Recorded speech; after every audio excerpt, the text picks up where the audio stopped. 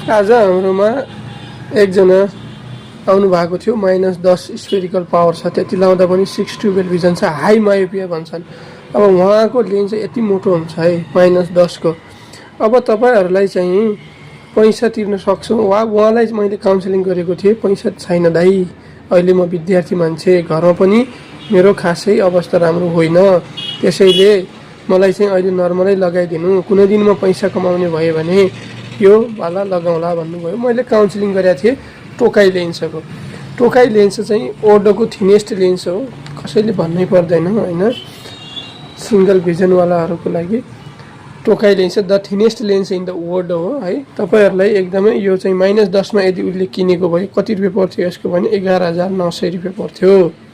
11,900 यदि कसैलाई तिर्न सक्ने क्षमता छ र राम्रोवाला चाहियो, हाई पावर भएकाहरूलाई जो मोटो देखिनु भएन, नर्मल जस्तो देखिनु पर्यो भन्नुहुन्छ भने यसको ठ्याक्कै आधा जति हुन्छ क्या, त्यो मोटो जस्तै लाग्दैन यो चस्मा बनाउँदा पनि, नत्र यो त यति मोटाहरू देखिन्छन्।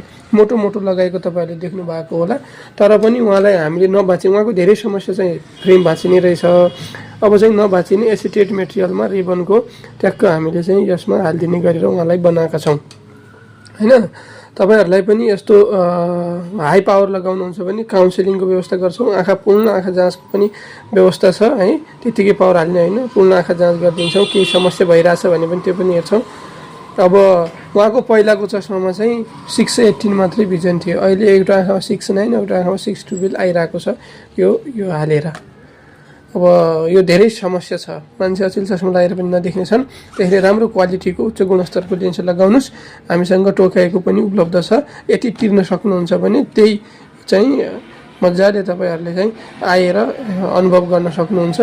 थिनेस्ट लेन्स हो, लेन्सहरू पातला पनि हुन्छन् है, त्यसैले चाहिँ लगभग भनौँ न 50% त कम भयो जस्तो चाहिँ लाग्छ क्या, त्यो थाहै हुँदैन, यो यसमा फ्रेममा ठिक्क हुन्छ, मोटो छ भन्ने फिल हुँदैन, मान्छेहरूले देख्दैनन्, त्यसैले राम्रो गरेर बच्चाहरूलाई लाउनलाई हुन्छ।